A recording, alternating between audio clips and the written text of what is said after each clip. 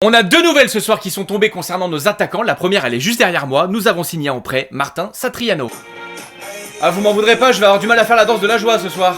Je ne vais pas revenir sur mon avis que je vous ai déjà décortiqué et présenté. Dans les grandes lignes, dans un premier temps, on va se concentrer sur le verre à moitié vide avant de regarder le verre à moitié plein. Mais c'est un joueur qui sort d'une sale blessure. C'est un joueur qui, par définition, n'a pas beaucoup de temps de jeu. C'est un joueur sur lequel Pierre Sage ne comptait pas. Et pour que Pierre Sage ne compte pas sur toi alors qu'on est peut-être sur le mec le plus gentil de la planète, faut y aller, hein. Maintenant, le verre à moitié plein, on a un attaquant. Et non, mais en temps de crise, c'est déjà une bonne chose. On a peut-être un mec qui arrive avec un état d'esprit revanchard et qui aura envie de prouver à tous ces gens qui l'ont éteint avant même qu'il démarre, dont moi, qu'il était le bon choix. Et enfin, c'est un prêt. Donc ça veut dire qu'on n'est pas dans l'engagement. Il y a une option d'achat autour de 5 millions d'euros mais qui n'est pas obligatoire, elle est plutôt conditionnée. Les conditions on les connaît pas, mais on peut imaginer que si l'OL finit sur le podium ou dans le top 5 ou si le mec planque 50 buts.